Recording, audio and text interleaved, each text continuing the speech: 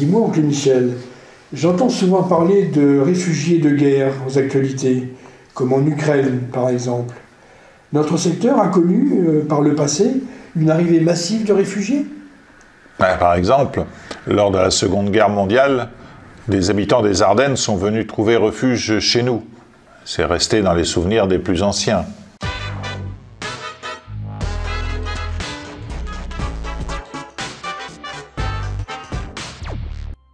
C'est de cela dont tu veux me parler? Non, pas aujourd'hui. Je vais remonter plus loin dans le temps, en 1793. C'était pendant la Révolution, alors? Oui.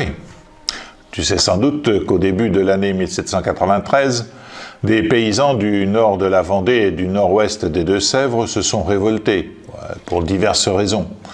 Liberté religieuse, mais surtout un refus de la levée en masse de soldats pour aller se battre aux frontières nord et est de la France. Je sais que des combats ont eu lieu près de chez nous.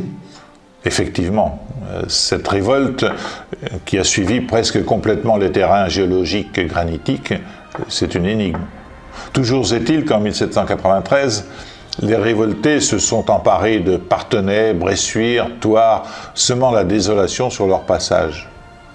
En représailles, les armées de la République en ont fait autant.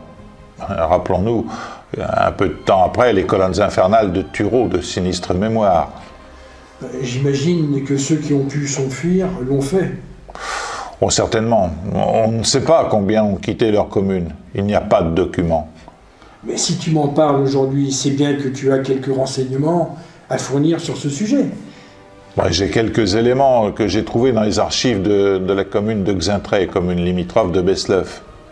J'ai trouvé là quelques renseignements. Et alors, de quoi tu veux parler au juste? Eh bien, en 1798, dans certaines communes, eut lieu un recensement de la population adulte, s'entend. Et dans celui de Xaintrailles, l'agent recenseur a eu la bonne idée pour nous aujourd'hui, d'indiquer la mention réfugiés avec la commune d'origine. Et il y en avait beaucoup? J'ai trouvé 12 cas, ce qui faisait quand même 5% de la population.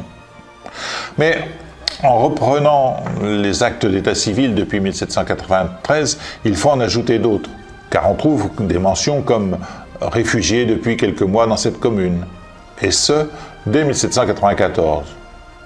Dans cette commune de Xaintrailles, c'est sans doute une arrivée plus massive qui s'est produite, peut-être de l'ordre de 10% de la population. C'est difficile dans ces conditions d'y voir clair, dans les chiffres qui sont annoncés par rapport aux disparus au cours des combats. C'est sûr. Il faut donc être très prudent. Certains aujourd'hui font état de chiffres très importants concernant les disparus, mais gardons à l'esprit que tous les disparus ne furent pas tués. Il n'en reste pas moins que cette période fut d'une grande cruauté, avec ses massacres, pillages, incendies dans des combats fratricides. Et où peut-on trouver ces renseignements? Tu peux consulter le site des archives départementales des Deux-Sèvres. Tu regardes le recensement de 1798, mais consulte aussi l'état civil, enfin les décès surtout, de Xaintrailles, ainsi que celui de la Chapelle-Tireuil. Tu pourras y trouver des notes intéressantes. Eh bien, tonton, je te remercie de me procurer un peu d'occupation. Je n'ai pas grand-chose à faire ces jours-ci.